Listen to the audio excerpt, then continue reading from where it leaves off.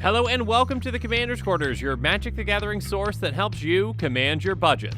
This show and episodes like this one are possible thanks to viewers like you. If you're looking for an easy way to help support this show, make sure that you like, share, and subscribe. Also, hit that bell notification icon so you don't miss any new episodes. You can also go check out our playmats and other merchandise at thecommandersquarters.com. Another easy way to support this show is with our TCG player affiliate links. So whether you're buying a deck or individual cards, you can use this general link right here or one in the description. And the final way that you can support this show is by supporting us directly by becoming a patron. There are many benefits to being a patron, and I truly couldn't do this without all their support. And also, the Search for the Ancient Bauble Kickstarter has launched, so make sure you go check that out.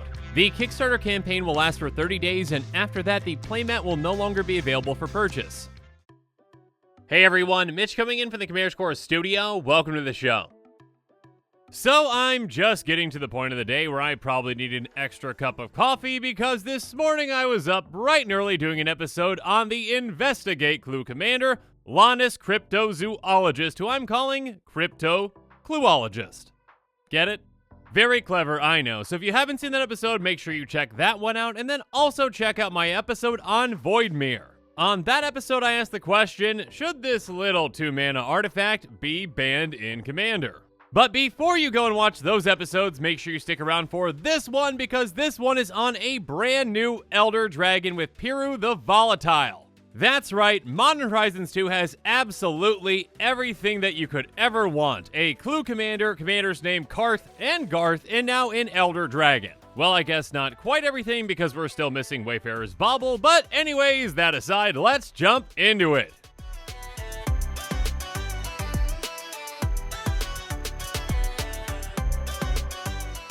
So, Piru the Volatile is a 7/7 Elder Dragon with flying and lifelink that costs, get ready for it, 2 red, red, white, white, black, black. So 8 mana in total. It also has at the beginning of your upkeep, sacrifice Piru the Volatile unless you pay red, white, black. And when Piru dies, it deals 7 damage to each non-legendary creature. Now first off, before I dig in the card and what it does, I just want to talk about the templating on this card. Now, unlike the more recent Elder Dragons that we've seen from Strixhaven and M19 and Dragons of Tarkir, this one follows a different kind of template that is actually a really old one. Because this Elder Dragon has the exact same kind of templating as the original 5 Elder Dragons from Legends. First off, the mana cost, like those, is 2 generic mana and then 2 mana of 3 different colors. And also like the original Elder Dragons, this is a 7/7 with flying. And the icing on the cake solidifying the comparison is that upkeep cost. Each of the original Elder Dragons had you pay 1 mana of each of their colors to keep them around. So Piru may very well be an indication that that cycle of Elder Dragons is going to be completed.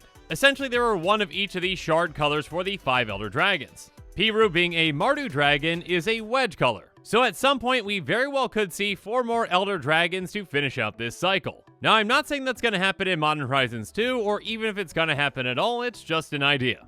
That aside, let's actually dissect this commander and what it wants to do. And the answer is very simple and kind of sad, actually. It wants to die. Piru is a ticking time bomb for you that is going to wipe the board of pretty much anything except for legendary creatures. With the 5 original Elder Dragons having to pay that upkeep cost, well, it was definitely a downside. With Piru, though, not so much.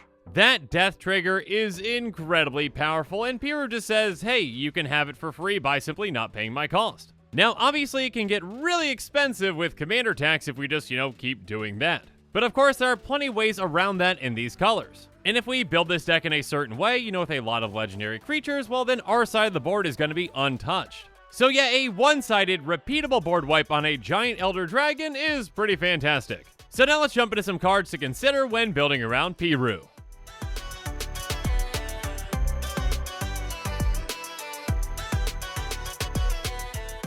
So first up, you might want to consider some cards like Twin Flame, Heat Shimmer, and Mirror Pool. Twin Flame says, choose any number of target creatures you control. For each of them, put a token that's a copy of that creature onto the battlefield. Those tokens gain haste, exile them, they gain next end step. So essentially with this, we make a copy of our legendary commander, and because of the legend rule, we've got to sacrifice one of them. So yeah, we'll sacrifice the clone. And then because we did that, well, it's gonna deal 7 damage to all non-legendary creatures. So essentially, this is like a 2-mana, one-sided board wipe with our commander. Which would mean that Heat Shimmer, which basically does the exact same thing, is the exact same for 3. And even a land can help us out with this with Mirror Pool. It enters the battlefield tapped and it can tap for a color, so we can pay 2 and a colors and tap and sacrifice it to copy target insert a sorcery spell we control and choose new targets for the copy. But what we're gonna do is that last part, which is pay 4 and a colorless and tap it, sacrifice Mirror Pool, put a token onto the battlefield that's a copy of target creature you control. So yeah, a land that can essentially be a board wipe for us in combination with our commander is pretty fantastic. But some more ways to make multiple tokens of our commander are with things like Molten Echoes, Flame Shadow Conjuring, and Mirror March.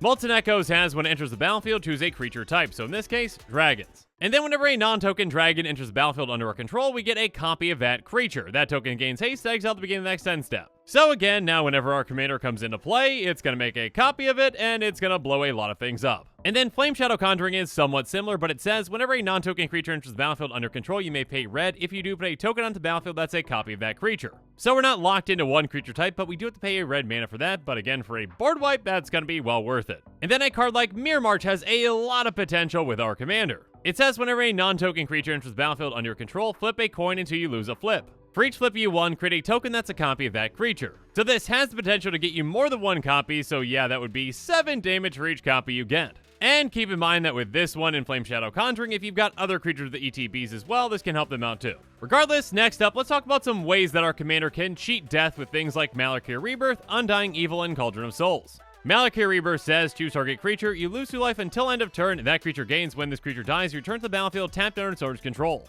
This MDFC is fantastic, especially in this kind of a deck. We can choose for our commander to die by perhaps just not paying the upkeep cost, and then it just comes back into play anyways. So we demolish a ton of creatures with that death trigger, we keep our commander in play, and then next turn we can demolish some more creatures if we want to. And then Undying Evil is somewhat similar. It says target creature gains Undying until end of turn.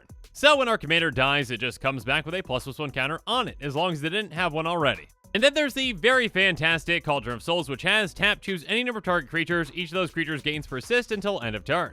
And Persist is essentially the exact same thing as Undying, but with -1/-1 counters. Regardless, this can also be a fantastic way to protect our entire team. And speaking of entire team, well, we can just basically add all the creatures in play to our entire team with something like Thrilling Encore. It says, put onto the battlefield under your control all creature cards in all graveyards that were put there from the battlefield this turn. So our commander blows everything up, and we can bring our commander back and everything else, and now they're all ours. Now, aside from not paying our commander's upkeep costs, though, we want to make sure we've got some ways to actually sacrifice our commander ahead of time so we can run some legendary creatures to help us out with that. For example, Fame the Broker says, tap, sacrifice a creature, put 2++1 counters on target creature. So if we need to sacrifice our commander with this, well, we can, and we get a benefit from it. On top of that, this actually works really well with Undying and Persist because Fane also has tap, remove a counter from a creature you control, create a treasure token. So in combination with Cauldron of Souls, well, we can keep getting our commander back over and over again and get rewarded with treasure for doing so. And then Yahenni Undying Partisan can benefit in a different way. It has whenever a creature an opponent controls dies, put a ++1 counter on Yahenni Undying Partisan and sacrifice another creature. Yahenni gains indestructible until end of turn. So this is a free sacrifice outlet that can protect itself, and on top of that, this thing is going to get huge throughout the game with our commander blowing up the board. And finally, there's Ayara First Locked Dwayne, which can drain our opponents whenever it or another black creature enters the battlefield under our control.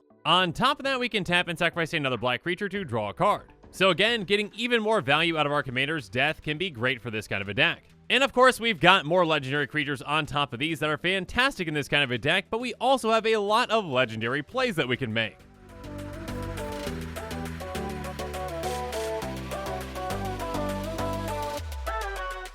The first being utilizing cards like Stuffy Doll and Brash Taunter. Stuffy Doll has Indestructible, and as it enters the battlefield, choose a player. Whenever it's dealt damage, deals that much damage to the chosen player, we can tap it to ping itself for 1. Now, Stuffy Doll definitely isn't legendary, so when our commander dies, it's gonna hit it for 7, which will subsequently deal 7 damage to whatever unlucky player we chose with it. And then Brash Taunter is somewhat similar, but even better in this kind of a deck. It's a 1/1 indestructible goblin that says whenever it's dealt damage, it deals that much damage to target opponent. On top of that, by paying 2 in a red, we can tap it and it's going to fight another target creature. So unlike Stuffy Doll, we're not locked onto one player, which is good because, you know, that player is going to die at some point. So we can just keep directing their damage to whatever we want to.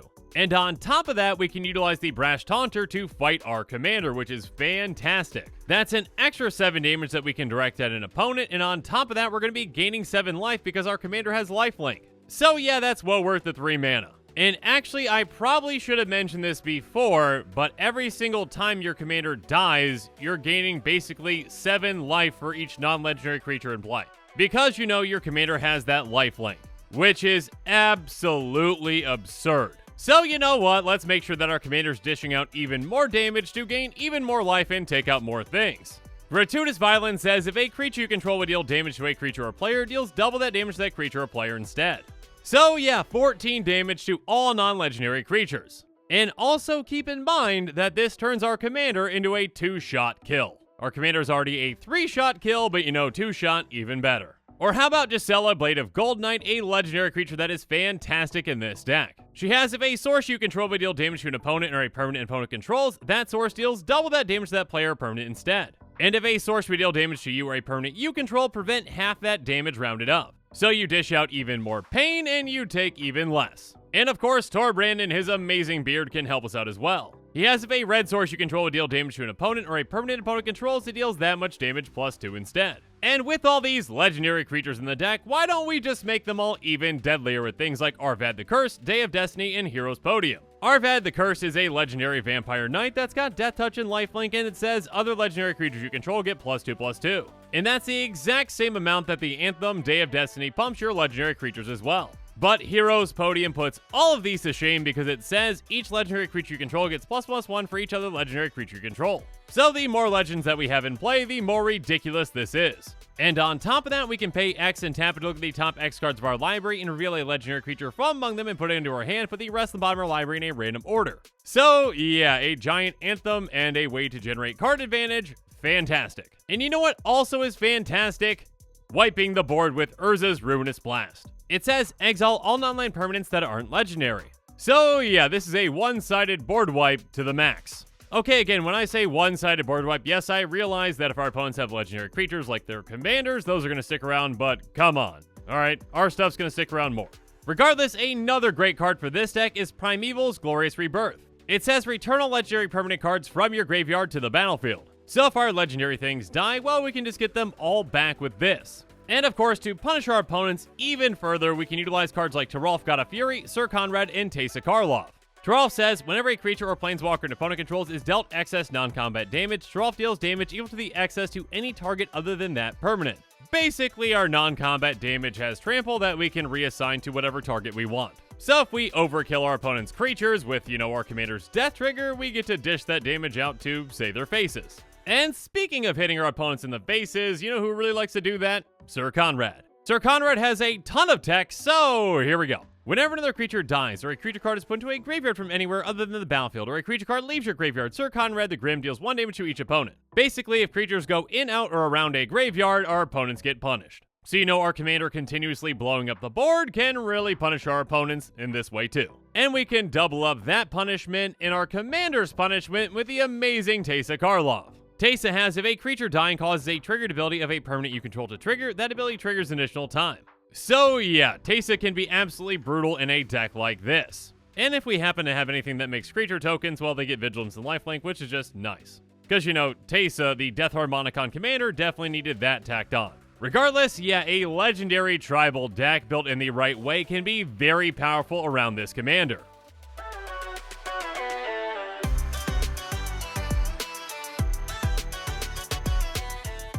But when it comes to Piru being in the 99 of a deck, of course the first commander that came to my mind was the Ur-Dragon. The Ur-Dragon is a 10/10 dragon avatar with eminence that says as long as it's in the command zone or on the battlefield, other dragon spells you cast cost 1 less to cast. It has flying, and whenever one of our dragons you control attack, draw that many cards and you may put a permanent card from your hand onto the battlefield. Now, not all of your dragons are legendary, but many of them might be in an Ur-Dragon deck. So if that's the case, getting a board wipe dragon is pretty nice. Another deck that might want to consider Piru is another deck that's built around legendary creatures with Sisay, Weatherlight Captain. Sisay gets +1/+1 for each other color among legendary permanents you control. And then by paying Wooburg, search your library for a legendary permanent card with converted mana cost less than Sisay's power, put that card onto the battlefield, then shuffle your library. So to actually tutor for Piru, you probably need another way to pump this, but you're going to have plenty of ways to actually pump Sisay with things like Blackblade Reforged, etc, etc. Regardless, again, a one-sided creature board wipe for this deck can be fantastic. Or perhaps another legendary tribal commander with Esika, God of the Tree. Esika has tap, add 1 mana of any color, and other legendary creatures you control have vigilance, and tap, add 1 mana of any color. On top of that, the backside is a legendary enchantment, the Prismatic Bridge. It says at the beginning of your upkeep, reveal cards in the top of your library until you reveal a creature or planeswalker card. Put that card on the battlefield and the rest of them on your library in a random order. So yeah, for a legendary tribal deck, if you happen to hit your legendary board wipe, that's pretty nice.